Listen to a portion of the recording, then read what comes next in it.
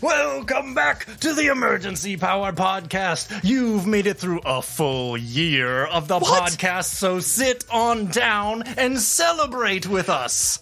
Yeah, 1 year. Exactly. This episode. Anniversary. This is it. Yep. Season finale. Anniversary. Did we stretch this out like taffy so that Jeff could have his anniversary? Yeah, we were debating on whether this season was going to have 12 episodes like the last one, but we opted for the final one, like a little extra. And I think it worked out. I feel like it would have been a little too rushed otherwise. For you special listeners, you get a baker's dozen of season 2. That's right. It's delicious. Oh, we've got more than just a special episode. Adam, do you want to give the announcement or do you want me to? No, it's all you, my man.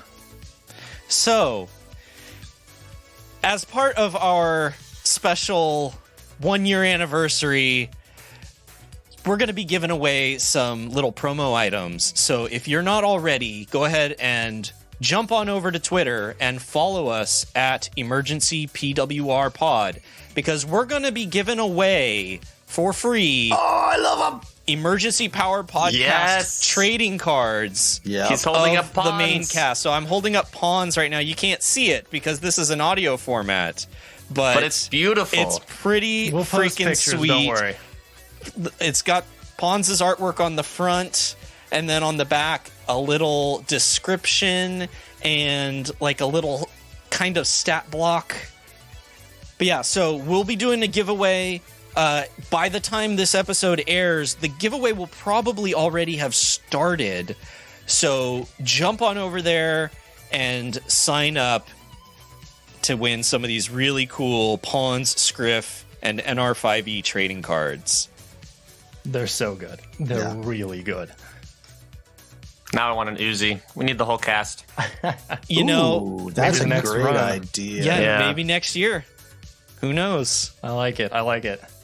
But as of right now, I am far too excited about what's happening here. So I think we need to get this thing going.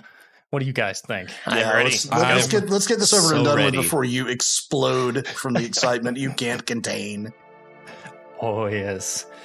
Well, then let's make this intro brief, too, because it's time to turn the key and see what unlocks within the Tomes of Emergency Power, Volume 2, Chapter 13. Oh my gosh. Yes! The luckiest of chapters. Mm-hmm. Everything Captain will be fine. Isbin Espa stares down at the hand of the being found in the stomach of the mountainous beast. This hand, which came from reaches unknown, made of biotech never before seen in the Pact Worlds, and possibly anywhere else. She lifts the hand and watches the light reflect off the obsidian surface. A key hidden inside the cage itself. Left to help someone escape or separated from those who could use it. She looks down at Scriff, NR5E, and Pawns and Victor with an expression of determination. Like how I could feel what was happening inside of 5E's databanks, I can feel that this hand, for lack of more accurate terms, has a code breaker or something inside. It's why I could help untangle the memories. If we can get this program running on this old tech, and she kicks one of the old computers, we can start broadcasting a signal that might just be able to unlock this system. The Sylann are already zeroing in on us. Not to mention, the second we start this code, they're surely gonna start bombarding us. So we need to get the hell out of this place as soon as possible. Well, we don't want to be broadcasting it before we have defenses to protect us. Don't want to see the Wasties clan get demolished by the Sylann. No, we're gonna need something. We're gonna need to distract them somehow. Alright, so you guys get everybody together at this satellite dish. And once everybody is together, Uzi steps into the middle of the group. Alright, Mega Chief Uzi declare this first official War Council meeting. SRG's coming for us, they coming hard, and Uzi may have only been big man for like a week, but he going to make sure Wasties clan not get pushed around by anyone. Old man tell Uzi that we have family ship, he sure is big. So, if we open the skies, goblins, Uzi think, leave Wasteland for good, this planet bad. Don't want to deal with Sylann anyway. So he crosses his arm and stands up as tall as he can. Let's lay out plan and make sure Sylann never forget fangs of second-hand crew. Wasties clan. And he looks over at Sworkus. Or Guragatal. Sworkus nods grimly. And then Uzi looks over to you three and yields the floor. Well, I know one thing that I want to do is outfit the Goblin generational ship to be a warship.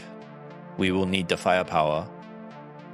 Adam, do we know if do we know any more info about this signal that Eastman says we can broadcast, or can I do a roll for that? You can roll or you can ask her. Either way. Why not both? Okay. Eastman, what can you tell us about this signal? Is it encrypted? Will we be able to send it in a way that only we will be able to use it? I got a 24 on my engineering to ask you this. That is pretty good. That is pretty good. Well, here's the thing. I think this is a all or nothing kind of deal. I think that if we broadcast this signal, it's going to open this system back up. I don't know what will happen exactly when it opens, but if it does, that means not only we will be able to get out, but probably anyone else here, but I don't see any other way to do it. Oh. So we kind of need to take care of this Sylann now. Can we lock it after we go through the door? I kind of doubt it. So the way this program's working is it's like taking a hammer to the lock as opposed to having the key. There's one more thing. A group of people that are not part of this conversation here. And Scriff looks over to 5e and Pawns. I gotta get their name. The water people? They're the like Oleron. Yeah. The Oleron. This will affect The them who? as well. Absolutely. Will this signal affect more than just the planet? I'm thinking it's going to affect the entire system we're in. I think the system is in a bubble. That's what I think. And your intention is to pop the bubble and release the system? Yes. I think more or less anything that pops this bubble is going to blow it wide open. I don't see there being a way to not do that. As you guys are thinking this over, the ground starts to rumble as if in an earthquake. Pieces of sand shake loose from the ceiling and shower onto the meeting. As everyone is looking around, Festering Boyle, who's standing near Uzi, crosses his hands over the top of his cane and looks down solemnly. The bombardment has begun, it seems. They may not know where we are, but it seems they're willing to turn the sands to glass to drive us out. What draw them to us? A few things. First, they were looking for you around Io to begin with. Then, when Isbin dropped you guys into the ocean, it pinged. Like, their radar caught the Right, but I thought we lost them secondhand. in the sandstorm. Yeah, but they have a general idea. So what he's saying is they're just laying somewhere out in the waste to the desert. desert to try to find you guys. They're probably miles and miles and miles off it at the moment. Right, but It's they're dropping very enough possible. payload that we can still feel the rumbling. Or Correct. underground, so yeah, that's pretty likely. Like, how timeline wise, how long was this after we had the discussion with Festering Boil about the ship, the generational ship in the first place? It has been about an hour. So nothing has been done to outfit Not that yet, thing. no. You don't know how close they are, but like it was said, they may be quite far away, but they're dropping a lot. How long do we think it'll take to outfit that ship? Give me an engineering roll. 31. I feel like we could probably risk a day's work into something if we wanted to do that. Yeah, okay, so here's how it's gonna go. Because I actually have some mechanics for this that I made special for this. Of course you did. So essentially, if you guys and your goblin crew of 6 goblins, Ratchet, Wrench, Spork, those guys, Spork. you probably wouldn't be able to get much done. So at this time, as I said, we're not going to dive into the Paizo official base management, resource management stuff, which there are rules for that, and they're super cool. But we're doing something a little different. What we're going to do instead is, because you guys are going to need supplies from the goblins here, and you're probably going to need help to do all this manual labor because this ship is huge. What I'm going to have you guys do is to get all of these goblins on board, literally, with this plan. I'm going to have you guys give speeches to the Wasties clan. But here's the deal. Now, you can go up in front of the crowd and you can roll your persuasion skills, as is your right in a tabletop RPG, and you can win them over that way. But if instead you give an actual speech, I'll tell you right now, you're going to get a bigger payout from it. And what I have is I have a list of upgrades that can go on this ship. And depending on how well you guys do, you guys are going to get more points of resources to put towards this ship. So the better you guys do convincing the Wasties clan, the better this big ship is going to be in the end. And to be fair, Uzi is also going to give a speech, and I have not written anything down in order to make it fair. All right. Do a little improv. Interesting. Yeah. So that's out there, Festering Boil's like, we may need to convince the Goblin clan in order to help us. So that's on you, Mega Chief, and any of those who would be willing to help. So can't Mega Chief Uzi just order them to help? We need an inspirational roll. Exactly. Honestly, you killed the previous Mega Chief. He was not a popular man because he decided to rule things by fear and domination and orders.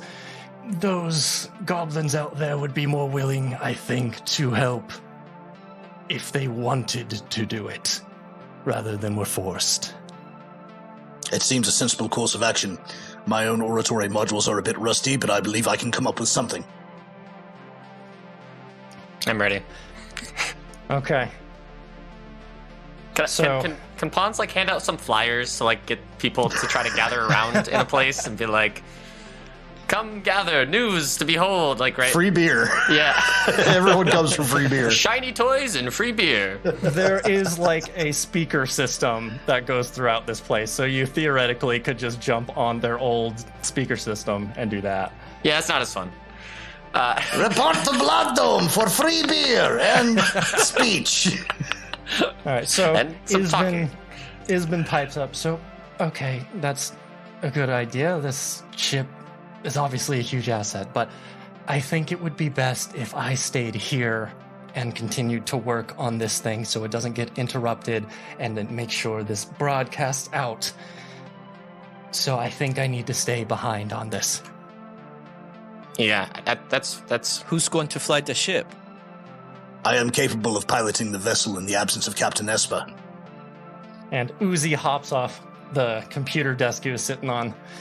And in case it is required, Uzi has been studying how to fly ship from 5e. He is smart and he learns.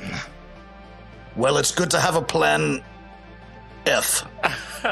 Plan G. He like starts counting the letters on his fingers.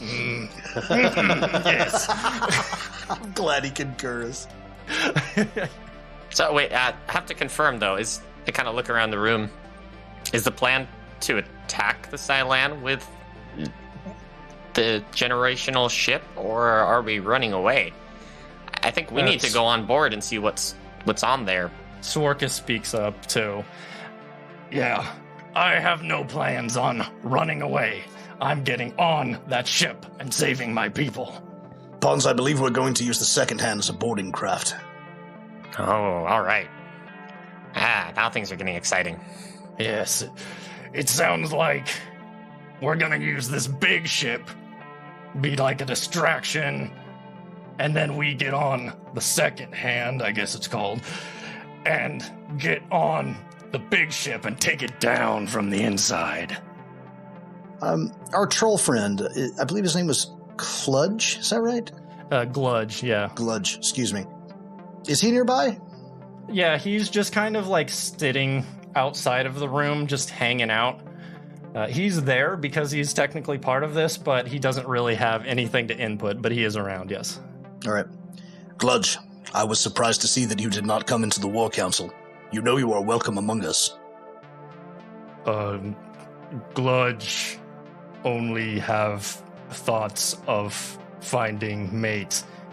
When is in same place, Gludge do what Gludge do best. I understand your feelings, and I am very, very sorry for the absence of your mate. I am equally sorry that we have not been able to locate her in our journeys, but I assure you we have been looking. I will posit this to you. I believe that the best chance of recovering her may involve infiltrating the Sylann ship. And if we are to go into such a situation, I can think of no more powerful ally than one such as you. We could use your help to breach the hull, search the cells, strike down their guards, free the prisoners. Perhaps she is among them, or perhaps we will spare others the pain of losing loved ones. I do not ask for an answer now, but please think on it. Gludge stares for a second. They have like a vacant expression most of the time. And then they pull their hands up and crack their knuckles, and it's like one of the loudest things you've ever heard. If Sylann have mate, Gludge go, and Gludge break. Yes. Excellent. And we will help you break. Give them a taste of their own medicine. The Sylann treatment. Jeff, you're lobbying a little too hard, man. We all know what you're angling for here. You talk to Gludge a little bit. Gludge seems like if there's a possibility this is where she's at, Gludge is on board. So Victor leans in and says, I have some information that might be pertinent, judging by what we're doing here. And he kind of looks up at the ceiling as if looking out at the sky towards the giant ship that's nuking the wasteland. In the city of Sylann, they have their most ordained commander, who's the high and mighty overlord of everything. But they also have their own false triune. These three commanders, if you will, archdukes, one of which is named Archduke Pathon, and he has been dubbed Triune's Wrath. I would assume that this person is aboard this ship if it's off to war. You believe he's in command? We've heard that name before. Yeah, it did sound familiar. I'll ask him if this Archduke Pathon, is he in charge? He will likely be in charge of the craft, this flagship, yes. What type of man is he? Obviously, he just started bombing without any cares. Yes. take that bit of information and put it together with the fact that they're essentially trying to be triune, and I think you might have a mark of the man. Capturing or eliminating this Archduke Pathon might break their morale or give us an in for a diplomatic solution. It's possible. They're trying to be triune? They're trying to be a god? How is that even possible? I think they're trying to replicate the idea of it to persuade people of their power. So they do not actually seek to claim a divine mantle, but to wield the same amount of influence that Triune does. Right. As I've told some of you before, their version of Triune is very corrupt and self-serving, and it points towards them, if you will. When you say them, who else do you mean? Well, there are 2 other archdukes as well. There is Archduke Espermore and Archduke Skarn. They fancy themselves as Triune's eye, Triune's shadow, and, in case of Pathon, Triune's wrath.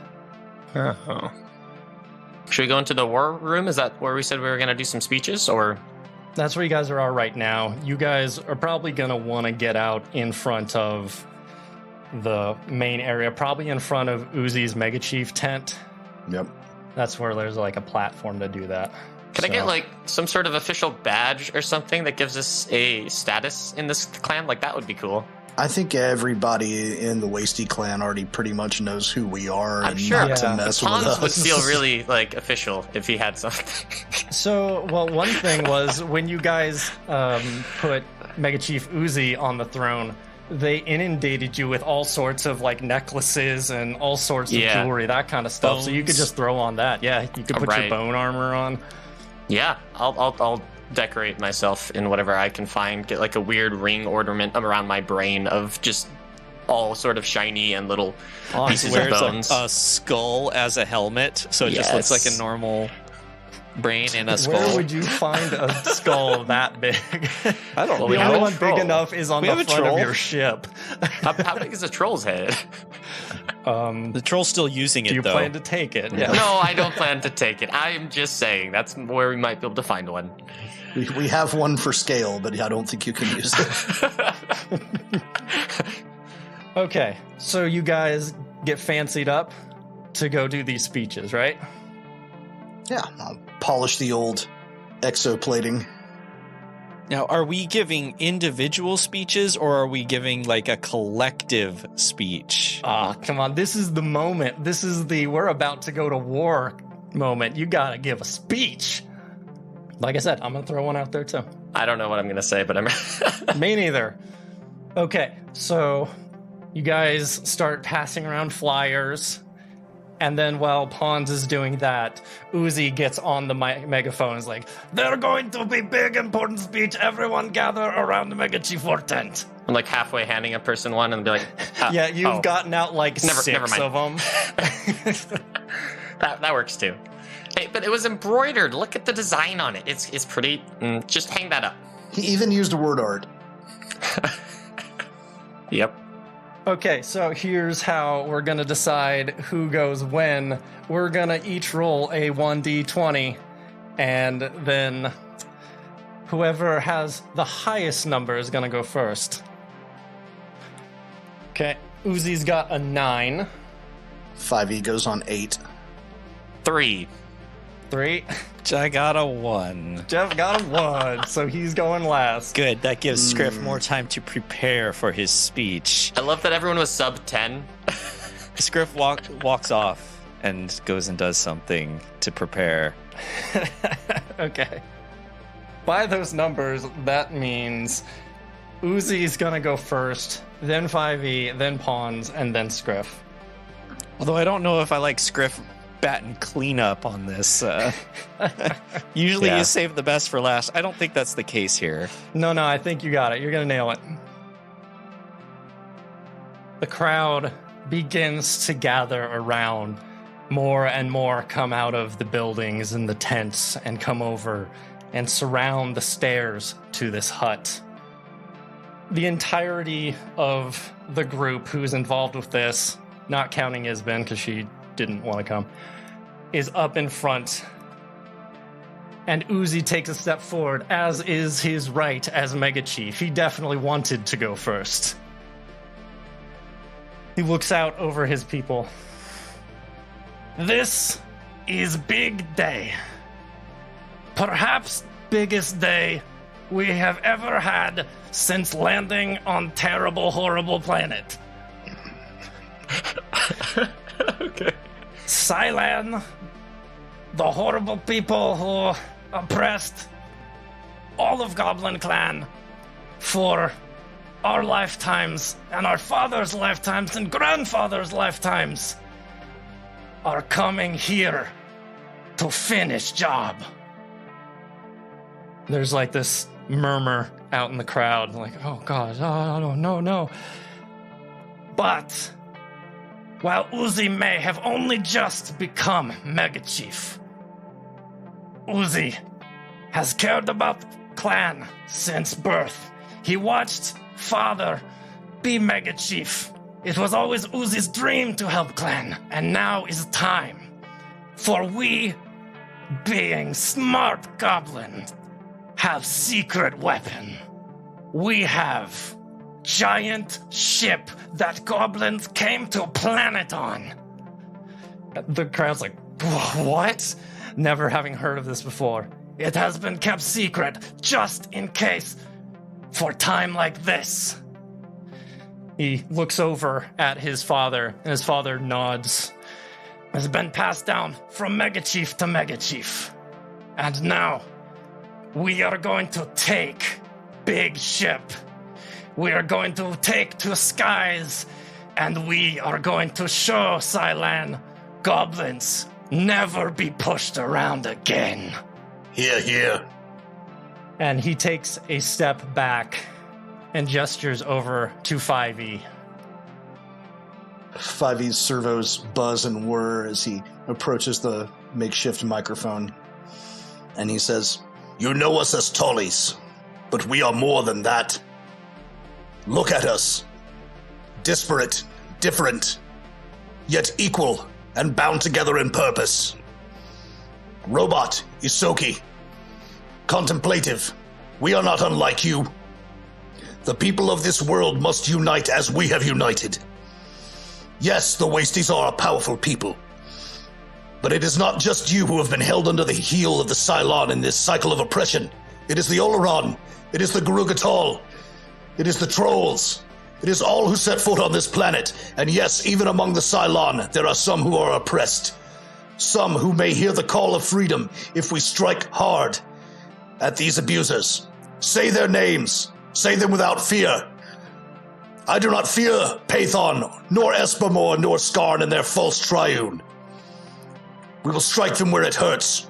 We will show them that freedom is more powerful than oppression, and we will take this planet back for you and all of its citizens." Dude, the crowd is starting to go wild right now. Dang. But we cannot do it without you! Yeah. Ah! Very nice. Can I just pass? Leave it right there? You really want As I Pons said, to go after that? You can roll if you want to. You know his personality, right? Roll around the world. You can roll away from the situation. Yeah, I just feel like we should leave them on that high. Or you can Pons gonna go absolutely, after. yeah, you can absolutely stop right there. It's just like I said, you get more points if you guys keep going. I'll kind of look at you, Scriff, and be like, should I go up there? I don't know. That was really good. All right. Well, 5e is stepping away from the microphone platform. Scriff is throwing up into a bag. Pons will kind of walk up and tap the mic a couple of times. Check. Oh, okay. It seems to be working. I'll just say everything I'm saying is going to be somewhat into the microphone. I'd like to thank you all for coming out here tonight. I see. Who's that? It's Fungus Between Toes. He bought some smut from me earlier. I see a couple other familiar faces out there. Thank you for all for joining. Whatever his name was. They know why we're the here. old chief. No. He's talking about just the random guy he sold the Vesk poster to. Oh. It's like, Yeah, when I first got here, I was thinking that it was kind of a dingy place, and I was afraid. And after everything we've been through, and all the support and the friends that we've made here, I can surely say that I now feel like this clan is still part of the very small family I otherwise would have, and I will do anything to protect it. And I hope that everyone will join us in this endeavor and fight everything they have against the Sylann. And I just kind of nod to a couple other people that I'm kind of personally looking at. I'm like, that's all. That's all I have to say. And I'll walk off. You don't get a raucous cheer like you did with 5e, but as you look around, you can see a few people nodding. The family aspect really got to them more than anything else. Like, you stumbled at the beginning, but you recovered nicely at the end. All right, so Pawns floats back into the line. Does Scriff do anything? Takes one more drink. Scriff leans over, grabs their brown paper bag, and throws up one more time. Okay. Oh, I got this. It's just several thousand goblins wanting to be inspired. Okay. So you say this, and it picks up a little bit over the mic. Hello everyone. You know me. My name is Scriff. Hi, Scriff. I work on the ships, and hi, I see you over there, Wrench. Hi, how are you? Wrench holds up the wrench and waves it. So the ship is really big, and pull up Cat, and in the time between now and when we were told we were going to be doing a speech, Scriff has been working on a PowerPoint projection slide, and so he hits a couple buttons on his on Cat, and a big hollow projection of the ship. All right. It just takes up the entire screen. The ship is a generational ship from your ancestors. They built it to travel to the stars, finding new things to discover and salvage. We are going to make it into a warship, and you see the hologram begins to transform with all of the planned modifications that Scriff has. So a bunch of plates of steel and other more advanced components peel away and transform into these gigantic guns and whatnot, and armor plating that looks much more sleek. Yes. The engines become much more filled out and imposing, and a big old bone battering ram on the front of it, because it just has to be adorned with bones if it's going to be for goblins. I really like the front part. Oh, thank you. Yeah, the crowd is silent right now as they're just you see mouths open as this projection pops up and it shows this big ship. Yes. And there's a little goblin for scale next to it. You can see it on top of the ship with waving. the goblin, and then it zooms out to show the whole ship. Perfect. Yes. Love it. Yeah, so you can get a sense of the scale of this thing. And it says, if we are successful, the Wasties clan will no longer be stuck in the wastes. You will be able to roam the galaxy, finding new and exciting things for yourself the way your ancestors did. And oh, that's the end of my presentation. Thank you very much. Yeah, that was pretty good. That was pretty solid. Impressive visual aid. Well done. Yeah, I think you I get learned the something. impression that visual aid's really good for goblins. Yeah. Yeah, Script's not very good at the talking part, but they can put together a presentation. It's the equivalent That's of rolling smart. out a mobile unit in front of a class full of kindergartners. No, we needed someone to back up Uzi's Yeah. claim, though, so that was good. Yeah, that was really good. All right, so once you step up, Oh, and one more thing. Uzi's about to if step you want up there, to and sign- you come and like step back in. grab the mic one more time. One more thing. I need volunteers to work on the ship. If you want to get a close-up look and learn more about it, you can come see me after class. I mean, after the presentation. I mean, after the meeting. Uzi just kind of gently takes the mic. Okay, I'm done now. Thank you, everyone, and go goblins. Okay, okay, bye. I'm going now. Frosties! Okay, Frosties! so Uzi gets back on there and says, "Our plan is leave this place. So, we're going to need as many people as possible help on big ship.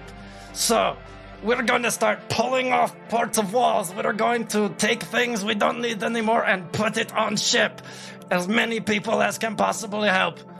You come help. Then, if you cannot help, you is too old or you is too young, you take things and put on ship because Wasties clan is getting out of Wasties." Oh, and bones. We need bones for the front. He puts Lots of his hand over bones. the mic. "Oh, we got bones." Okay. Oh, okay. Thank you. I got a very serious, let's take the town and push it somewhere else 5 from that. Yeah, we're gonna put as much as we can in a More or ship and less. fly it away. Take the whole town and stack it in a ship. Rebuild later. Okay. So as you guys step back into the tent, there's actually a pretty substantial cheer going on. It seems like you guys actually killed it pretty well out there. Scriff's got a clipboard out front taking down like sign-ups for different positions. I'll give this clipboard back to you later, yeah. Pons. I was gonna need to borrow it. write down in our 5e finish speech for next time. So just make sure you note that in there. Yeah, and he can go last next time. That was We good. do that next time. That's a good plan. Uzi. Okay, so here's what happened. Basically, as you guys were doing speeches, I gave you a dice size based on how solid the speech was. Oh man, And, you graded us? I graded you guys, and then I rolled it to see how many resource points you guys got from these goblins. What was my right? grade? I don't know if I should reveal that to the class. Was it graded on a curve? It was graded on a trajectory, which is upward. You just there's a I pull. You can't see it because of the podcast, but I just pulled up a board and it's got an arrow that points up on the graph. It's a non-zero number. Stonks. Yes. Okay, so here's some options of what you can do with this ship. First off, requirement. First one needs a drift drive. That's got to happen with the resources you guys are getting. It has to. Then you guys can put a main cannon. You can put defense guns for like if ships come up and try to attack. You can put missiles, torpedoes, armor plating, engines upgrades, defensive lasers, and if you guys have any ideas, you can throw them out there. And I have points based on it. And I will say that all of the things I just listed, based on the points that you guys got from the speech, you guys can literally do all those. All right. Hell yeah. All right. Because Yeah. you guys killed it out there. That was awesome. Okay. So yeah, if you have any other ideas, basically let me know. I do think that thematically and based on the situation that we're in, as far as armor goes, I think that some kind of ablative armor would be the best. Ooh, okay. Like, it's just designed to take a bunch of hits one time and then just fall off. away. And so it buys Okay. them enough time to get away. And that's kind of what we're looking for. Like they don't necessarily need to be, that ship doesn't need to be the one that takes down the Sylann if we can get those people away. Because, that one's got a lot of women and children goblins on it.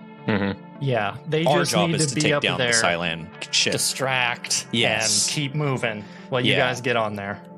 So I think definitely the armor should be Okay. a blade of armor. It's also cheaper. I think we get more bang for buck if we're talking rules side of it, but whatever. With the points that you guys got from the resources, you have enough to do regular armor plating and a sheath on top of that. Cool. Excellent. I definitely want a main cannon. Oh, yeah. Yeah, well, we're going to get a main cannon. I was thinking it would be cool to make some little fighter planes Ooh, okay. that can Okay. fly around and harass the They're remote the controlled or carrier. like single goblins in them? Yeah, single goblin, Goblin fighters. starfighters. So they're like- yes. Oh my gosh. Okay. They just are like a Perfect. goblin glider with an engine on the back. Yeah, more or Hanging less. out there. More or a little less. turret. Yeah. Oh, it sounds amazing. Okay, sure. Yeah. You guys have enough points for that.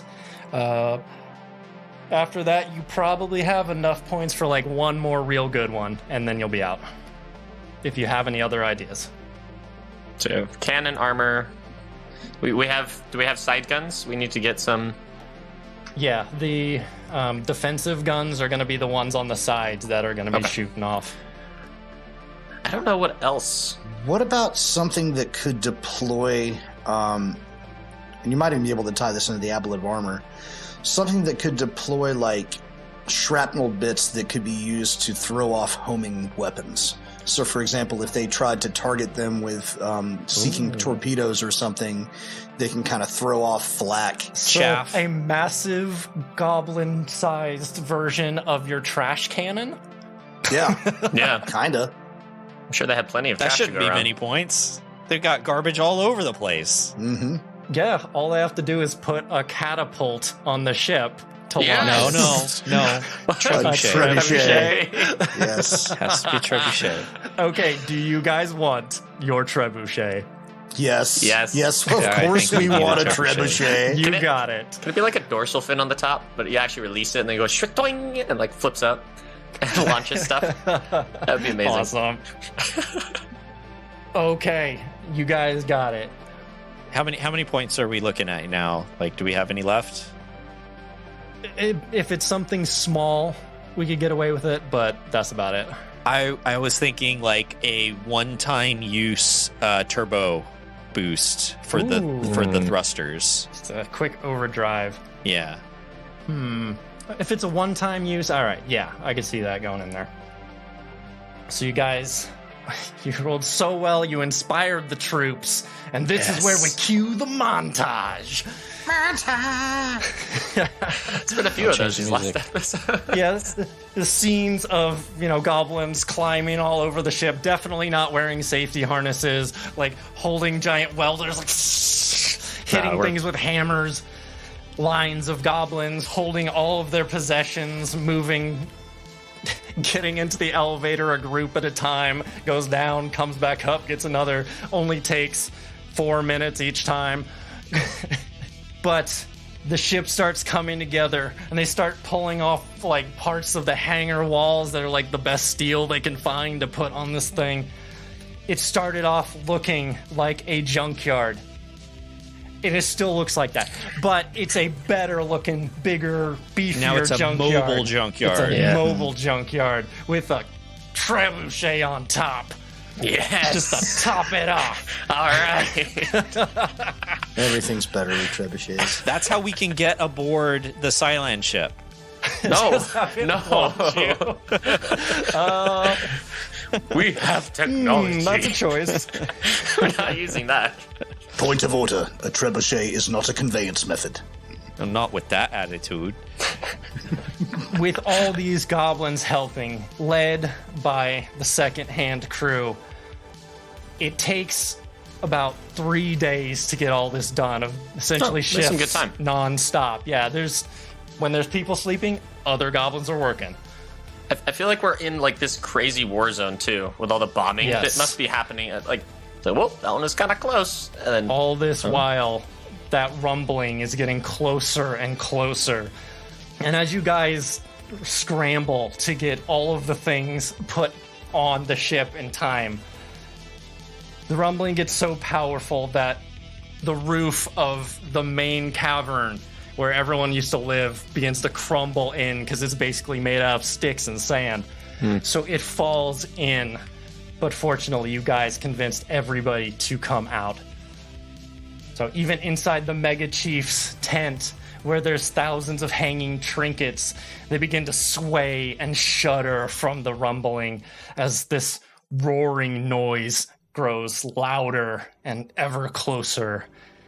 As the Sylanns flagship, the God Scythe, blots out the sapphire sun and prepares to call down a storm of hellfire in this area.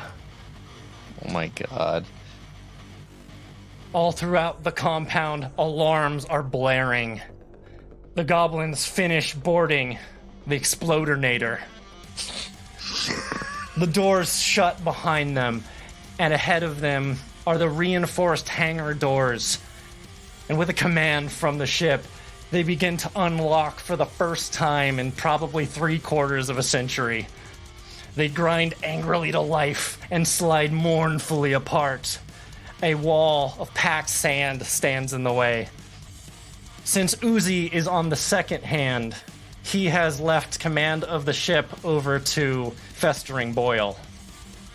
Festering Boil calls for a hail of gunfire, and they blow the wall of sand out of the way, and it erupts in this giant sand mushroom. And the Explodinator's engines roar to life as it takes off out of the hangar. It begins to rise up, and it bursts through the cloud layer like a whale breaching the surface of water. Metal. As it does this, it begins to fire the cannons in all directions. And Uzi over the comm links, watching from the front of the ship, shouts out, "Ah! Fire! Fire! Fire! Let them know goblins lay claim to skies!" On your radar, the massive blip of the God Scythe banks and begins to reorient towards the Explodinator. One-man fighters begin to careen out of it towards this generational goblin ship. At the same time, because you guys have some of your own, they begin to launch to counter-fight these other ships, and this large-scale battle begins. As the God Scythe engages, give me a piloting roll as you take off from your own hangar. All right. is Isbin still in the satellite room? Yep. Oh. In our 5e orients the second hand toward the God Scythe and punches the thrusters, beginning evasive maneuvers with a 29 piloting. All right. Very nice. All right. So the second hand starts blasting off. It is more sluggish than usual because you just have a ton of huge people in the back. But you can compensate for it. You know this ship by now. And you blast out of this hangar and careen straight at the flagship. At the same time as these giant ships engage, Isbin Espa hits the button and the roof over the satellite dish begins to open so she can begin running the code breaker. As that happens, over the radio you start getting heavy static. It seems to be interfering. So you nose the second hand directly towards the Sylann flagship, and as it screams through the sky, you get your first look at this true behemoth. More than a ship, it appears to be like a flying city. A brilliant crimson and gold blade flying through the blue, skyscraper buildings climbing from its surface. At its center, an opening of the buildings create the illusion of a valley, and it has a long launch platform that stretches to the bow. But the thing that refuses to be ignored about this ship. 3 massive interconnecting rings to the port, the starboard, and above the craft. A giant monument to Triune. Your ship detects large buildups of energy within the ring. Pinpoints of energy begin to mass there, floating in space inside these rings and steadily growing. And as you guys fly at this thing and you hurtle towards destiny, we're going to cut away for a second. Back to the satellite control room. Isbin Espa pores feverishly over the computer, all 15 fingers flying over the keyboard, lines of code streaming past her insectoid vision, until she notices something out of the corner of her vision. It's almost imperceptible, but right now she's noticing everything. Oh no. She slowly turns to a broken window and stares at it. And there's the slightest refraction of light there, suspended in the open air. Isbin Espa presses the button to run the program that she was working on and stands up to her full height. Alone in the abandoned goblin camp, she flexes the being's hand that was attached to her, and with a sudden and powerful calm, she says, "I've been waiting for you. I'll be taking my hand back." Back at the second hand. What? It's time to roll for initiative. Oh my god, I knew that something was going to happen to Isbin. We should have space battle with her. Suppose. Mango suppose. Okay, so I have brought everybody over to a map. The skies above this planet bathed in blue light. And we're doing ship combat a little bit differently today. Cool. Okay. So since the Explodinator is taking the brunt of this combat, instead of traditional combat here, this is how it's going to go. First, I would like you all to welcome back Disaster Dice. You guys remember that, don't you? Uh-huh. You're going to take your turns rolling D100s, and that will determine what resistance you face as you attempt to board the God Scythe. Also, as before, I will roll initiative for these events. And if your ship's initiative beats mine, then you'll have more time to react to the situation's consequences. Now, unlike last time, you can land on the particular event more than once. However, I won't have it be the same thing twice in a row. Okay? Mm-hmm. Point of order, I would have objected more vociferously last time if I'd known you were calling them disaster dice. Oh, I called them that last time on air. Yeah. All right. So, also, instead of declaring rolls on the ship and acting in phases, you're all going to go at the same time, and you're going to have 3 actions, one for each of you, as well as a move action. So, example, you can move and then do like evade, shoot torpedoes, deploy trash ball, whatever you want to do. You can also call on people on board the ship to help. So I encourage you to get creative with your actions as you look for solutions for the problem. Because you guys have a really interesting crew on board here. Oh, yeah, we have a lot of people right now. Okay, and for those people who cannot see the map, to try to do justice to the scale of this warship, instead of a hex map, we're using standard squares and zoomed way out. Due to the speed you guys are going to move 2 squares at a time per round.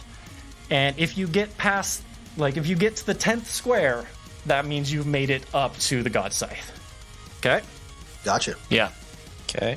As pilot in our 5e lands a 24 for the initiative roll for the second hand. Nice. Very nice. Very Excellent. nice. Okay, so here's how it's going to go in this order. As far as who rolls the disaster dice, we're going to go Jeff, Richard, Pons. Or not Pons, Cooper. No, you can call me Pons. It's fine. All right, Jeff, what do you get on the disaster dice? I got an 83. An 83. Okay. So, we're starting this one out with a bang. who's getting banged? Phrasing. Sorry. I don't know why. It's still the running joke in my head that Scriff and Isbin at one point throughout this definitely hooked up. So every time there's a joke about that, I'm just... That's where it keeps going. I missed that subtext. No, don't worry about it. It It's was, just, there's been a few comments that have been 2 made. episodes ago, Yeah, I remember Cooper that one. was like, "You're pregnant with Scripps babies?" Yes. Oh, right, yeah. That was Okay. the big news. So here's what's happening. You beat the initiative of this particular event. So what you see is on the 3 rings of Triune, you see one of them reach this peak energy level. It's locked onto the Explodinator, and it's about to unleash its main cannon on them. While it may not be aimed at the second hand, there's this sheer amount of heat and power that are going to blast right by you guys. So I'm going to need a piloting check in order to avoid this. Can do. Piloting check is a 28 to evade the heat ray. 28. Okay. And can you guys see the change on the map? Oh my gosh.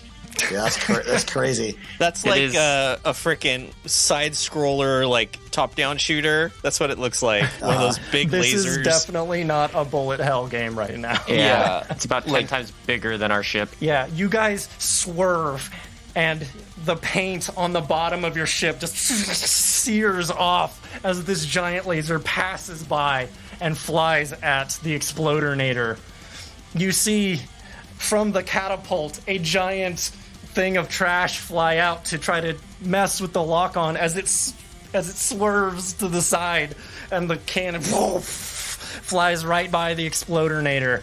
Oh, Note thank to goodness. self, order more matte gray primer. No one will be able to see our name on our ship anymore. No. You guys are going to have to get it professionally done. Okay, you guys now can take your turn. All right. I'll start. Scriff is going to provide some more power to them engines because we're not fast enough. We need to be Okay. faster. Okay, go ahead, give me a roll. Engineering 23. Okay, so for this round, you guys are going to move 3 squares instead of 2. I'm giving it all she's got, Captain. Very nice. All right, so Pons is going to launch a magic torpedo at the ship ahead of us. Let's see. It's going to be an 18 to hit. Okay. You should have more than that because you can roll mysticism with Oh, those. yeah. Okay, well, we will worry about that later because an 18 is enough to track. All right. Let's see what the damage is on that. Haven't rolled this in a while. 7 damage. Okay, because of the scale of this battle, it is in flight and it will happen next round. Got it. All right, you guys have 1 action left, and don't forget to move where you want to move. As 5e nudges the pilot's stick forward to try to get the most out of the extra momentum that Scriff has bought us with his engineering. Real quick, Adam, can we kind of think outside the box here? Oh, absolutely, please. 5e looks back at Victor and says, "Is there any way you can scramble the minds of those pilots?" Ooh. I would ask Pons, but he's a bit busy at the moment. Launching torpedoes. I'll do what I can. We'll see. It's a distance, but I'll do what I can. Your efforts are appreciated. Okay, so Victor sits down on a chair, closes his eyes, and puts his hands together and starts trying to channel his energy out into space. You mogwigwe farisaw, you mogwigwe farisaw. I was doing more like yeah. an X-Men type of vibe here, but yeah. Okay, so because this is definitely outside the box, I'm going to have them roll to try to resist this. Okay, he can only do 1 at a time, but he manages to reach the mind of one of the 3 ships, the southernmost one. They try to resist, but he's in there and essentially distracting them and deterring them, so they're going to take negatives to their attack abilities. Excellent. Nice. That's what I wanted. That's pretty cool. Perfect. That's an example of what I wanted, but it'll do. Okay, so their turn. They're going to move up. They only get to do one because they're small and slower than you guys. Okay, one of them is in range, so they're going to fire their main cannon. And let's see, does an 18 hit you guys? Yeah, 18 will definitely beat our AC of 16 on the second hand. Okay, so that hits you guys for 6 damage. Ouch. Okay. Round 2. All right, and then who rolls this time for the D100? Okay, that's going to be Richard, and go ahead also do initiative again, Richard. Alrighty. Second hand's initiative this round is a 27. Beautiful. And the disaster die roll is a 13. Okay. A battalion's worth of anti-vessel defense turrets piston their way out onto the side of the ship, and they begin firing their rotating barrels at the second hand, filling the skies with this hailstorm of lead. And they're going to take attack rolls on you. But because you rolled higher than the initiative, you guys can roll piloting to see if you can half the damage. It's like a save, essentially. 5e begins evasive maneuvers once again and shouts back, "If you're not strapped in, I recommend holding on to something." Piloting check is a 31, Yes. baby. Gosh, Nice. you guys. Keeping Okay, it up. let me All roll right. some damage. Okay. So if you hadn't made that check, you would have taken 16 damage. However, this time you have halved Oh. it to 8. Excellent. Oh, but NR5E has evasion, right? So he takes none. Yeah. Yeah, one of the bullets comes through the window, and he just dodges out of the way of that. That should be canon. That's pretty cool. That occurred to me for a second, and I said, I'm just going to let it go. And Jeff will probably say something anyway. If you don't, I will. Seems unfair, though. Okay, go ahead, take your turn. You got 3 actions and a move. No. You guys go ahead. Actually, let me execute the move before we do anything, if that's cool. Sure. Yeah. 5e is going to maneuver the ship directly in front of the one that's been scrambled in Okay. hopes of us being able to pick off an easier target. Okay, you got it. We're going for a death run toward the weak man. Do I have to make my boost the thrusters again so that he can move 3? That's a if good you'd like to. point. Okay, yeah, That's a good idea. That's a good position. because that's what I was going to do. Okay. That's a 35 on that. I say that'll do it. Yes. That's great. So that first Very torpedo nice. should hit the ship in the center for 7 damage. But then let's go ahead. I want to do a light ship tether. What does that weapon actually do? That holds ships in place with gravity, Ooh. so you can All right. board them and that kind of thing. But get creative with it if you can think of something. Well, would they still be able to turn? If they can't escape, they're going to be just locked in with you. So You're just like the gonna one move 'em directly, around. yeah. So the one directly above us, we're not in its firing range. If I did that to it, so it wouldn't be able to move and attack us, right? What the gravity cannon normally does in regular ship combat is it makes them take the lower of 2 rolls for their initiative. Oh, huh. I don't know if that would have any use here. Think creatively with it. It's more fun if it can do something cool. Okay. I don't know what the health is going to be on any of these guys, so I think we could probably charge in with 1 more movement. It might take another turn.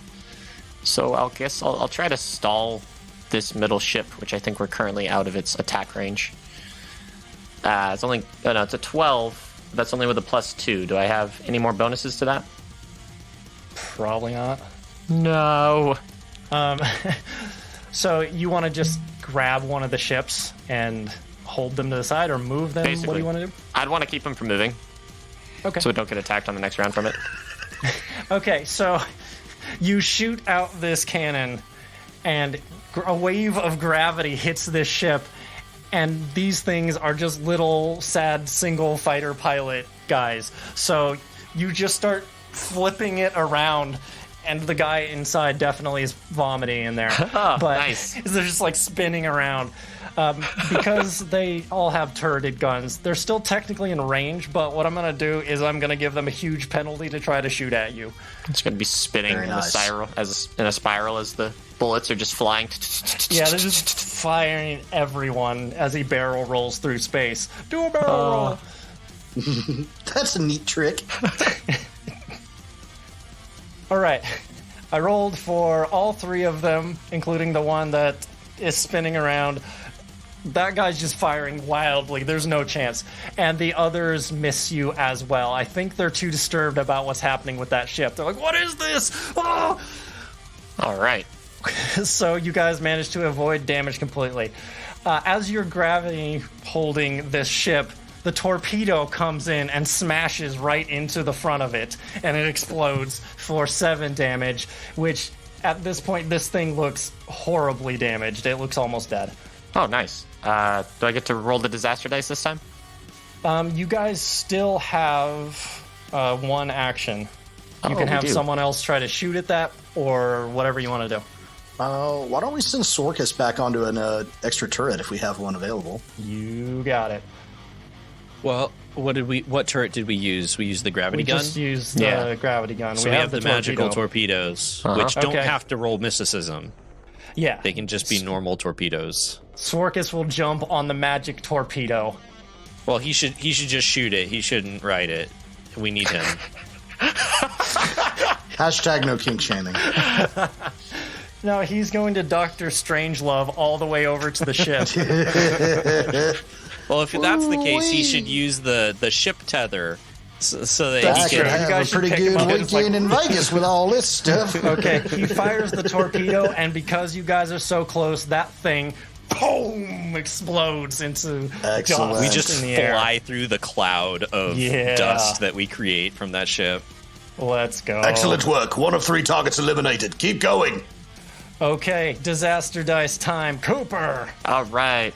What is it? And Adam, what square do we actually have to reach to succeed? Anything in that line looks That like. one. So we're Yeah. 4 away. You guys are 4 away. Okay. That was a 74 for the disaster dice. 74 for the disaster dice. Okay. Go ahead, Richard. Give me initiative roll. Once again, initiative of 31. 31. Okay. These starfighters can't handle my steez. They can't. You're so much better than these poor unfortunate fighters. So as you guys are getting close to this giant ship, it shoots out from these tubes, boom, boom, boom, boom, boom, like several swarms of drones that fly at you. Who knew? Those are like even smaller but automated little Yeah. ships, right? Yeah, they're automated, and there's just a bunch of them in these groups flying straight at you. We need like a shotgun or something. That wouldn't be a bad idea. I've really been enjoying zooming the map to different vantage points as this combat has gotten closer. It's felt very immersive. I'm glad. Oh, I see them now.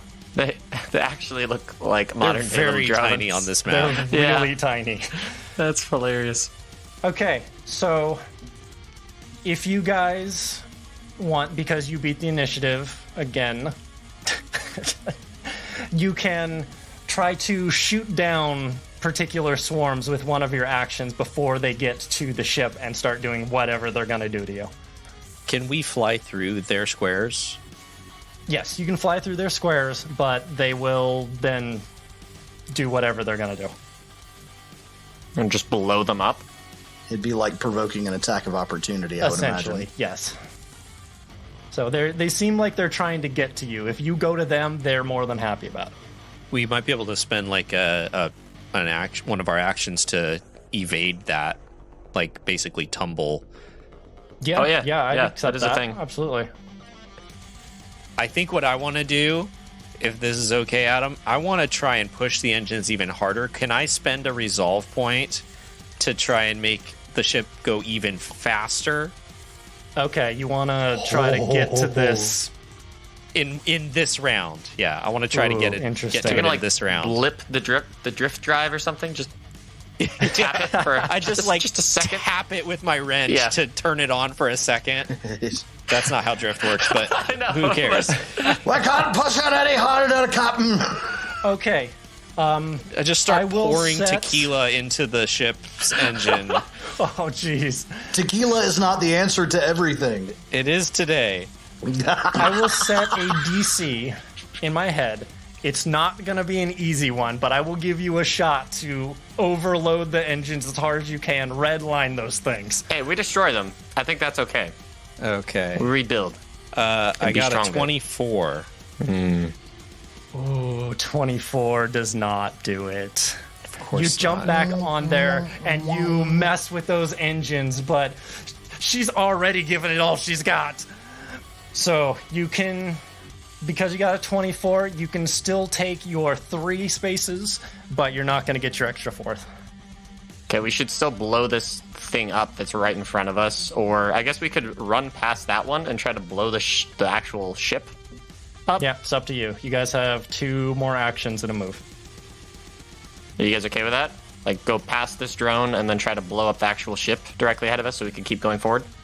I'm good with it. That sounds fun. Okay. You guys are going to fly through the drone swarm? Yeah, straight ahead. All right. Okay. So, am I ending my movement on this square, or am I pushing into the ship square? Well, I think we could fire before that happens and see yeah, if we you kill can it, fire right? before that happens. Can I help with my mysticism of that magic missile, or do I have to, like, retake over that position? Which position? The magic missile? Yeah, what about it? Pilot? Can I attack using mysticism if I... Yes. Okay. I don't really know. I mean, I know my bonus to it, so...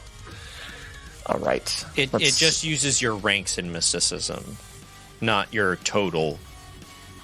So I get a bonus equal to my ranks? Yeah, so the attack roll would be 1d20 plus the ranks in mysticism plus your wisdom modifier. Oh, geez, that's so complicated. Just fire the torpedo. It's basically an attack roll, but instead of your base attack bonus, it's your mysticism ranks. I don't want to do math in this. What are we talking about? Roll the attack, Cooper. Holy crap. That was a natural 20, everybody. Ladies and Doesn't gentlemen. matter what the math is. Yes, that's the best time. Okay, go ahead, roll damage for me. This is the giant brain says, I don't want to do math.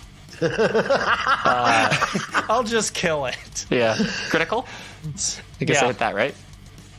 All right, 8 damage Okay. is what that shows. All right, so you fire at this thing, and it's only a short distance away. The torpedo smashes into this thing. And because of what was happening with Victor messing with this guy's head and you getting a natural 20, you see it explode. And maybe 5e, you could see this. The pilot seems to go unconscious as their plane starts veering down towards the earth below. And they are out of this combat. All right. That effectively eliminates 2 of the 3 targets. And let's go ahead and move straight through that drone. Okay. You still have 1 action left. So you could take a shot at those drones or something like that. Has Scriff already taken an action? I boosted Yes. the engines. Okay. Yeah, let's have Sworkus try and blast through those drones so we have a clear path to the God Scythe. Okay, you guys already used the torpedo, so he's going to use the gravity tether, and he's going to try to fling these drones out of the way. I like it. Perfect. Nice. Okay. Fortunately, swarms, very easy to hit. He did not roll great, but it's enough. So he catches the swarm, and he's going to... real quick, somebody give me a heads or tails. Tails. Okay, you got it. That was synchronized. He swings the gravity over, and he's going to smash this drone swarm into the one right next to it. Yes. And Perfect. they're going to take damage from that. All right. Oh, gosh, yeah. destroys most of those drones. There's like barely any left. Well, if we're boosted, then we can use our movement to clear the Rubicon. Yep, you guys need to move one more square. So that means we need one more roll on the disaster dice. Back to that's going to be a 97. Ooh. Okay. And in the meantime, our piloting check for initiative is a 27. 27. Okay, let me roll as well. It was much closer this time, but you still snaked it. Oh my gosh. Okay. As the main cannons once again fire at the Explodinator, go ahead, because again, you beat the initiative. Go ahead and see if you can get out of the way of this thing. Is it the same ring that's firing? This is a different ring. So wouldn't it be coming in from a different angle? Yeah, the last one was like up here. Yeah, it was. This one was down here. I zoomed in and then I was like, oh, that's right in the center now. Everyone hold on, it's about to get bumpy again. Not as good this time, only a 19. Oh, okay, we're going to be taking some damage from the heat of the giant cannon. The laser that is 10 times bigger than our ship? Okay. That is going to be 21 damage to the ship. We are at below 50% hull points, gentlemen. Yeah, technically we should have taken some critical thresholds. Okay. Yeah. Okay. I have a thing for this. Hold on. Ooh. All right, so this first critical effect is going to affect the engines. Oh. And fortunately, we don't need those anymore, right? Oh, no, and both of them are going to affect the engines. Oh, no. Oh. We're going to have to get out and push. So the engines are now malfunctioning. Are we gonna crash? Well, at least you guys are close. You're gonna like have to limp over the finish line with this rate. Okay, yeah, this essentially is just gonna reduce your speed because this is a different style of combat. Okay, because it was 2 to the engine, here's how this is gonna work. It has reduced your speed essentially to negligible. So if you want to make that last little distance, you're going to have to rely on Scriff to get the engine patched up just enough to like squeak over the finish line. I see what you did there. Making mouse jokes at my expense.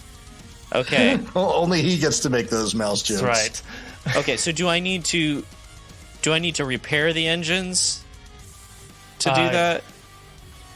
You can either repair the engines to get one square, or you can try to charge it up like you were doing before. Okay, either one will work. Gotcha. Yes. I want to see if the repair is like a temporary thing for 1 hour. Okay. You know what? That's enough. probably. I think that's a better idea because we're gonna have to leave this place eventually. I don't know how long we'll end up on here. So yeah, I'm gonna do a patch action. Okay, go ahead. Give me the roll. 25. 25. Very nice. Okay, that will. You pull out the zip tape and just slap it on there and just wrench that thing up. It'll hold, but for who knows how long. Okay, it is your turn. I'm going in for a landing. Okay. So you guys managed to tape this thing back up just enough to inch over the finish line. Go ahead, give me a piloting check, 5e. Can do. This is probably going to be a rocky landing. Oh, yeah. It's not a terrible one, but it's not great either. That's a 21. A 21. The ship's engines are smoking, pouring out the back, and you guys come in and you essentially have nowhere else you can aim for because you just went straight ahead. You're aiming right at the landing pad that they've been taking off from. So you swing in there as hard as you can, and the ship is just shaking as it gets close to it. You pull up the wheels to try to land this thing. And as you land, the front wheel snaps off, and you have to slide in. You smash through the big gate that the ships are launching from. and it screeches across the room and comes to a stop. It's on its side for like a whole second, and you guys are hanging on, and then it lands back on the belly, and you guys have officially landed on top of this god scythe. Oh, my poor ship. It's okay, baby. I'm gonna fix you up later. Boarding is complete. Uzi, you might want to let Festering Boil know that his people can leave. Uzi, try. Radio is not great. So Uzi tries to get on the radio. The static's pretty bad, but he's trying to communicate it. Sworkus Gore pulls up his giant hammer. Gludge cracks his knuckles again. And Victor pulls out a little pistol and is like, yeah. Let me see if I can give you a hand with that radio. Okay. Go ahead. Give me a roll. Natural 20. Yes. Okay. Good stuff. You're pretty darn sure that you guys managed together to get the information across. It sounds like, but like you get enough through. You think you can't really tell what's happening anymore because you're in you're inside the giant ship, but you think you got it. Sworkus goes over and hits the airlock door. Let's do this. Oh, I can't start singing. Okay, Pons hops out as well. Kind of takes a look all around, pulls out both of his guns. Okay, you guys pull out your weapons as you get onto the platform. You see fires going off all over the room from smashing through. You see troops running around. Some of them look like they're running towards you. To your left, there is a big door. And then there's just other ships on the platform around. So you could go through the big door. Yeah. All right. Go ahead, Richard. I was just going to say, yeah, probably head toward the door if it's open, and we'll stay to one side so that we can clear the next chamber while still keeping cover. Okay. You go to the door, it opens. They were not expecting you guys to do this, so it's not locked. You guys move into the next room. It's a hallway. You can hear footsteps of soldiers coming your guys' direction. You look around the corner. It is a long tunnel. It seems like it splits as it goes on. We should look for some kind of security room, and we can download a schematic of the ship. Okay. So you guys move forward into this tunnel. You're trying to be not... like, you're not all sliding along the walls like Kronk, but you are trying to keep lower profile. As you get to this intersection, you see it goes to the left, to the right, and there's a door in front of you. As you get to this middle intersection, the door opens, and kind of like what happened to the ship, you see a swarm of drones. And they just start unleashing automatic gunfire in your direction. Sworkus says, scatter! Look, which way do you guys go, left or right? Always go right. Okay. Okay. I thought there were 3 ways. There's a door that they just came out of. Yeah, they just came out and are firing at you. We If go you want through to the run it, door, though. Adam. Yeah. Through it. Was I not clear? Okay, I'm going to take a lot of attacks on you if you do this. Well, like, are there any signs that tell us where we can, like, what's where? Schematics. Yeah, room. there's... They didn't take time to label at this particular spot. You have a swarm of drone baddies shooting wildly at you right in front. Do you go left, Okay. right, or do you try to barrel through? I'm good with right. I guess we'll go right. I want Okay. to line them up though, Adam, and as many times as possible use my lightning thing that shoots 20 foot and just. You probably could do Yeah. that, like shoot out Nice. a whole bunch of them. As you guys start running, you fire your lightning pistol into the crowd, and you see a bunch of them get shocked and fall to the ground. The rest of them Yes. start swarming at you. As you guys run to the This would come in right, handy. you look over, and you see Womping next to you is Sworkus Gore. You look back in the other direction is Uzi, Gludge, and Victor. They run to the left. You guys just split directions. Okay, Oh, dear. you head to the right, and you take a turn coming upwards. You get to another intersection, left, forward, right. What do you do? Let's go back to the left this time, so we're heading further into the complex. Yeah. Okay. I think in general, whenever possible, we should move in the direction of the helm, like towards the front of the ship. Sure. Okay. You take the left corner just as the drones sweep into the hallway that you were just coming from. From here, there's 2 directions. You can go north or south. What do you do? I think we should keep heading northward if that's toward the helm, but I'd like to toss a frag grenade back at the drone swarm. Ooh, okay. Go ahead and give me a roll to hit. Okay. OMG, y'all. I'm so sorry. I just nat 1'd on a frag grenade. Ooh. Oh. That sucks for you guys. I'm not hopping on that. So I'm going to need to roll the second time to see if I have to choose an unhappy card, right? Yeah. Just for 15 to confirm my failure. Okay. Or deny my failure. I'm not sure which. You are denied a failure with that, my friend. Okay. So you go to throw the grenade, you throw it down the hallway and then realize that you didn't pull the pin, so it just bounces around and they continue to chase after it. No. How far away is it? How far did he throw it? He threw it down the corridor. You can go back for it, but the drones are going to be there.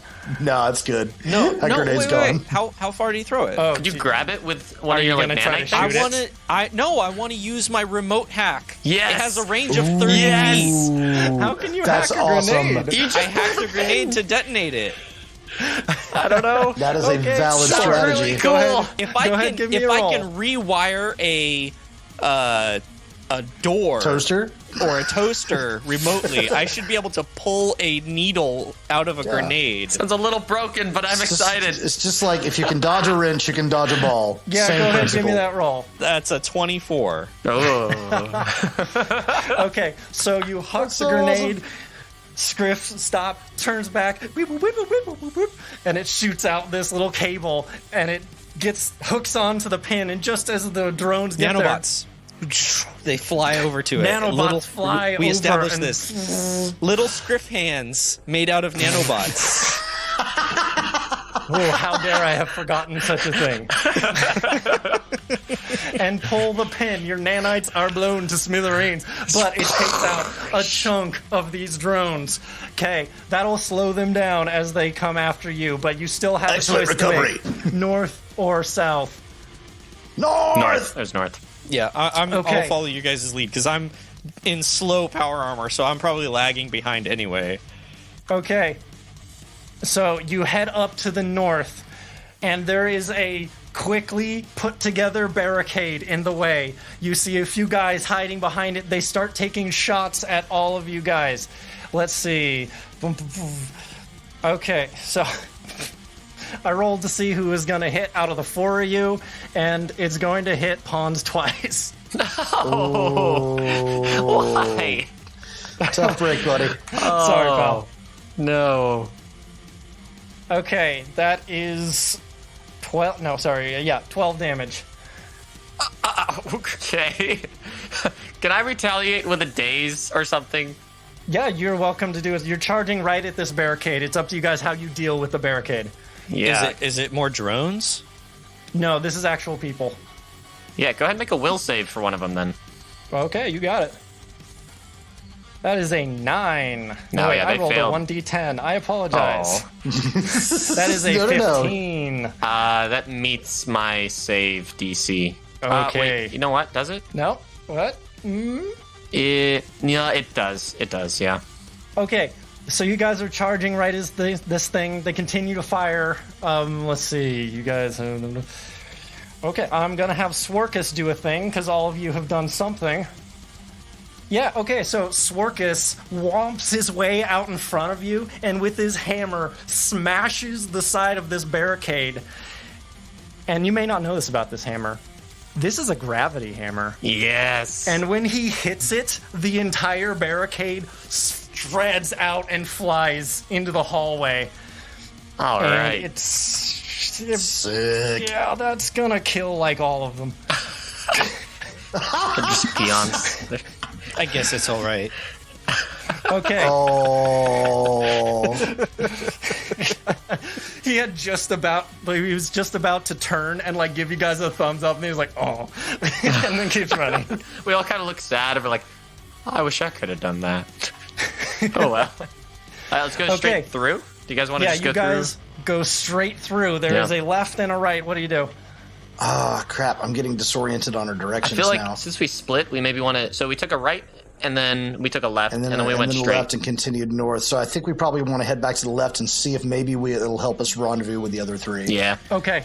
Cat, based on our current position, what direction is the front of the ship? Ooh, you didn't ever really put a voice back onto that thing. No, it's just like Microsoft Sam right now. Yeah. It's like Clippy. or the what's that robot voice from Half-Life? That's what it sounds like. Oh, yeah. I see you're trying to evade enemy soldiers while storming the ship. Would you like some help with that? Did I install Towley into my...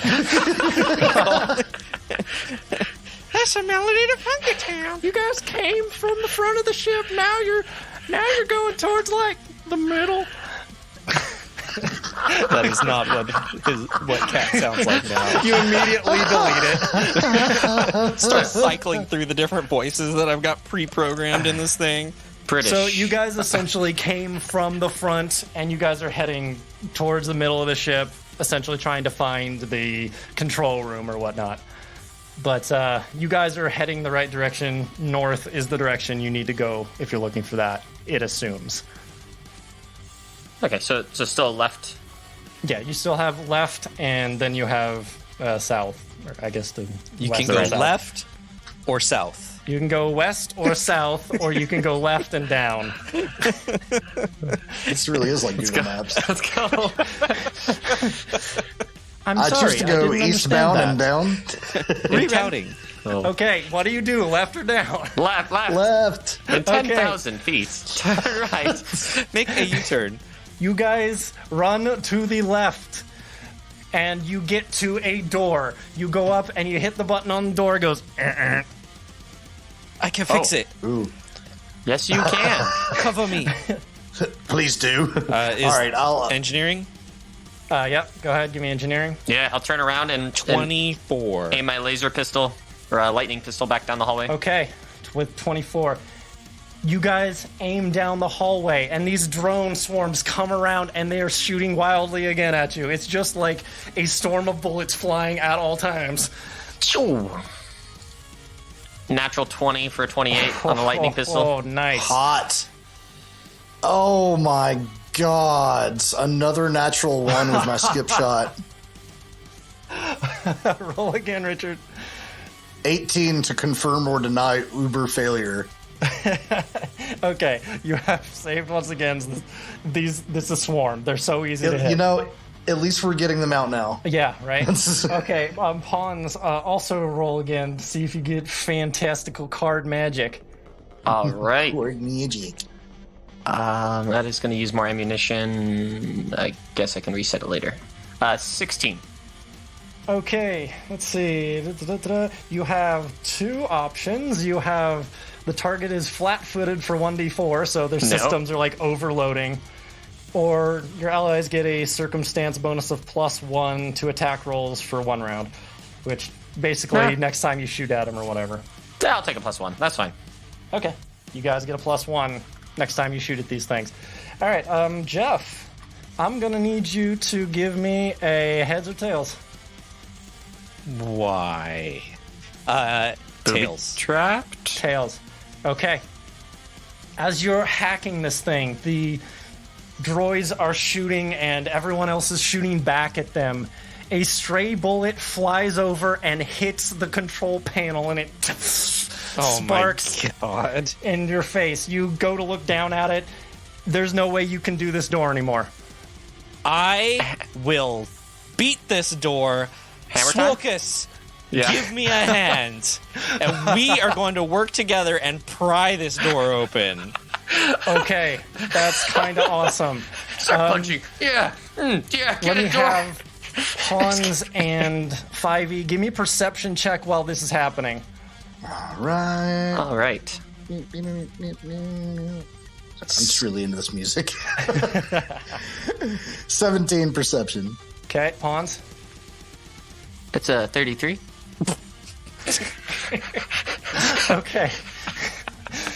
So Get your skill rolls out of here. I love perception. It's great. oh my goodness. Okay, so while you're firing, you fall back a little bit. You see the two biggest people in the party now are trying to pry this door open. You look around, and behind you, you see a window that connects to another hallway across the way. And you see Gludge carrying Victor under one arm and Uzi riding on top, just thumping down that hallway, moving. Okay. Metal as if. Give me your, I guess, athletics roll, Scriff. Not a strength roll? I mean, athletics is part of that. 25 for athletics. Okay, so you guys are basically doing a combo move right now. You're on the left door, Sworkus is on the right door, and Sworkus... On 3. 1, 2. And on 3, you guys start pulling on this thing. Sworkus rolled a 33 on his. Yeah. So Better. you guys wrench this door open, and you can see in Sworkus's face he's probably having too much fun right now. But you guys wrench this door open and move Quickly, into the through next the door. hallway. As the drones, they were stunned for a second, but they're in pursuit again. I'll continue providing covering fire as we move to follow them. When they Okay. go through the door, when everyone gets through and we release the doors, do they, like, slam back shut? Yeah, they close back up, but they do have like a hole in the center from where you guys pulled. Gotcha. So some will be able to get through. This might slow them down. All right, so you guys, they're in this hallway, and right now there's only one direction to go, and that's to your north. So you guys move down the hallway, round a corner, and you come through these double doors. And as you move into the double doors, they shut behind you, and you hear this heavy thunk. And then you hear another thunk behind it. So it sounds like a secondary blast door has moved in behind. They've sealed us in. Ratio. No. You quickly, Why aren't we smarter than this? You quickly scan the room, and it's packed with rows of computers and a massive screen dominating the front of this space. There's a platform where you see a captain's chair towards the rear of it, and a door across from the way you came. Since the ship is gargantuan, you can likely assume that this is one of the sub-control rooms. It might not be the big control room, 10 Sylann soldiers stand interspersed through the control stations, and as they draw their weapons, the main screen flickers to life. Main screen, see- turn on. It's you. It's you. How are you, gentlemen? Oh, I don't know the reference. Archduke Peyton. All your base all belong to us now. So you see a picture of a rotund man appearing to be in his early 50s, dressed in a red military jacket with golden filigree. A gray mustache dominates his face, supplanted only by intense and unnatural purple eyes. Greetings, travelers from beyond the stars. Scriff, Pawns, and 5E. I am Archduke Pathon, Triune's Wrath. My commander has instructed me to place you under arrest for processing and interrogation.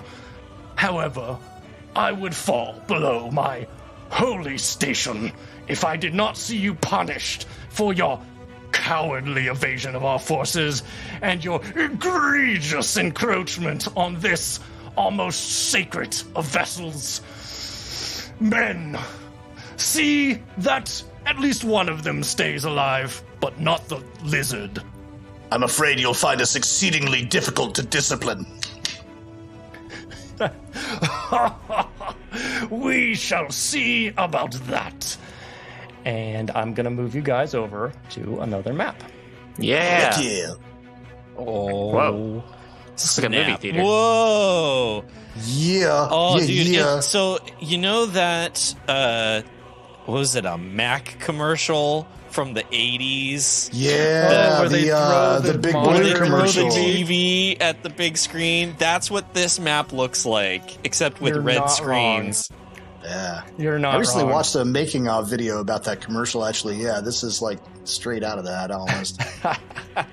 It's just rows of monitors and then a big old monitor up front. Did Pathon run away? Pathon's on the monitor.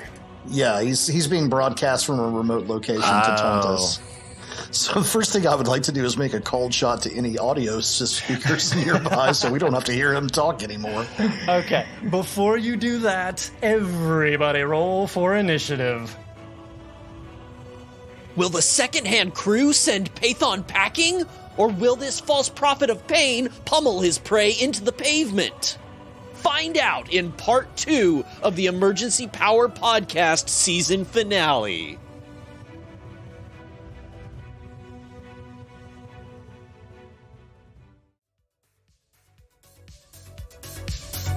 When life drains you down, charge up on the Emergency Power Network. Theme song Triangles by Diamond Ace. Find them at bandcamp.com. Music provided by Nicholas Judy of Dark Fantasy Studio at darkfantasystudio.com and Tabletop Audio. Find them at tabletopaudio.com. As well as Carl Casey of White Bat Audio. Find them at whitebataudio.com. Font Azonix by Mixo. Find them on Twitter at MixoFX. The Starfinder role-playing game, including its official lore and images, are the intellectual property of Paizo Incorporated. All rights reserved. Narrated by Danny Lee Collins.